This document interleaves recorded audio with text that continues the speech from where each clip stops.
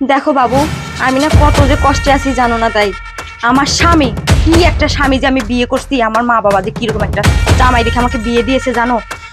কোনো সময় আমাকে একটু সময় দেয় না, সারাদিন শুধু অফিস অফিস নিয়ে ব্যস্ত থাকে। আর আমাকে ভালো একটা কাপড় চোপড় গহনা কোনো কিছু কিনে দেয় না জানো তো। আমি খুব কষ্টে আছি, তোমার কাছে থাকলে হয়তো আমি সুখে থাকতে পারতাম। তুমি আমাকে কবে বিয়ে করবে বলো না।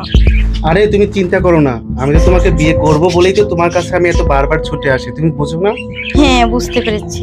ও মনে না ওকে মনে হয় কি একবারে শেষ করে দিই সারা জীবনের জন্য, বুঝছো? কিন্তু পারি না, কি যে করবো আমি।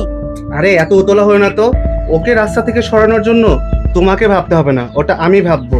তবে সেটার জন্য একটা পারফেক্ট সময় দরকার, বুঝেছো? ওই সময়টা আগে আমাদের হাতে আসুক, তারপর ওকে কি করে রাস্তা থেকে সরাতে হয় সেটা আমি খুব ভালো করেই জানি। ঠিক বলেছো। আবার ওর ঘরে না আরেকটা মেয়ে আছে না, ওই মেয়েটা আমাকে সারাদিন এত ডিস্টার্ব করে, এত জ্বালানো জ্বালায় জানো। আমি একবারে অতিষ্ঠ হয়ে গেছি ওর জ্বালানোর দিকে। কি করবো এই মেয়েটাকে? আর বলো না, ওই মেয়েটার কথা আর বলো না তো, ওর কথা মনে হলে আমার মেজাজটা গরম হয়ে যায়। সারাক্ষণ আমার দিকে কিভাবে যেন ড্যাব ড্যাব করে তাকিয়ে থাকে। হ্যাঁ, ওকে তো আমি শেষ করেই দিব। তুমি ব্যবস্থা করো, বুঝছো? তোমাকে আমি বললাম যত ব্যবস্থা করো তুমি ব্যবস্থা করবা, ঠিক আছে? ঠিক আছে। মা, তুমি বাইরে এসব কি করতেছো? আব্বু জানতে পারলে তো তোমাকে বাড়ি থেকে বের করে দিবে। দেখছো, এইখানে এসে আবার হাজির হয়েছে।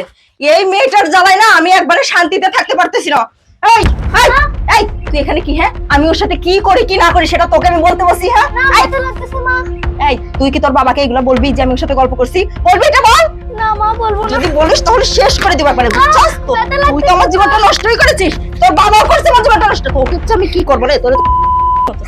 আরে আপনি শেষ করে দাও না একদম। এই মেয়েটার জন্য তো আমার কিছুতেই শান্তি লাগে না। আমি যতবার আসি এসে ডিস্টার্ব করে, আবার এসে জিজ্ঞাসা করছে কি করছো না, একদম মারতে মারতে শেষ করে দেবো। বেয়াদবকে কোনো শিক্ষা দীক্ষা নেই। বলবি তোর বাবার কাছে বলবি। যদি বলিস তাহলে কিন্তু তোকে একবারে শেষ করে ফেলো। যা যা কাজ কর, যা। থালাবাটি এখানে রাখা আছে, থালাবাটিগুলো পরিষ্কার কর, যা।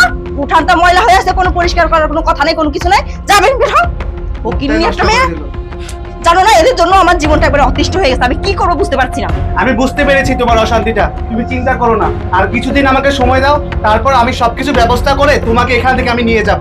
ঠিক বলছো। এই কি দেখছিস টাকা টাকা? যা যা পরিষ্কার কর। এই তুমি একে কাজ করতে পাঠাচ্ছ কেন?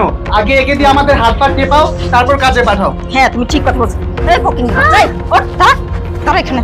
এই ওকে তো আমাকে হাত পাটি পাবো না। এই ভাই এখানে বা এই আমার পাটি পাটি পাবো। এই সরো তো সরো, পাটি ওকে আমি একবার সারা জীবনের জন্য নষ্ট কর। এই তুই আমার জীবনটা নষ্ট করেছিস, তোর বাবা আমার জীবনটা নষ্ট করে ফেলেছে। আমি একদমই সুখে থাকতে নেই। ওঠ ওঠ ওঠ। এই এই তোকে আমি কি বলছিলাম? হ্যাঁ, তোকে থালা বাটি পরিষ্কার করতে বলি নাই? ঘরে ময়লা পড়ে আছে, ঘরটা পরিষ্কার করতে বলি নাই? এই তুই কি কাজ করিস সারাদিন? হ্যাঁ, সারাদিন শুধু খাই খাই খাই খাই করিস, আর কোনো কাজ নাই, কোনো কিছু নাই। এই তোর বাবা আসলে যদি এই কথাটা বলিস, তোকে আমি একবারে শেষ করে দিব। যাই এখান থেকে।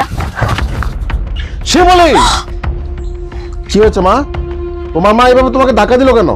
বাবা, মা আর এই আঙ্কেলটা না প্রতিদিন এখানে এসে গল্প করে। আমি প্রতিদিন দেখি কিন্তু কিছু বলি না।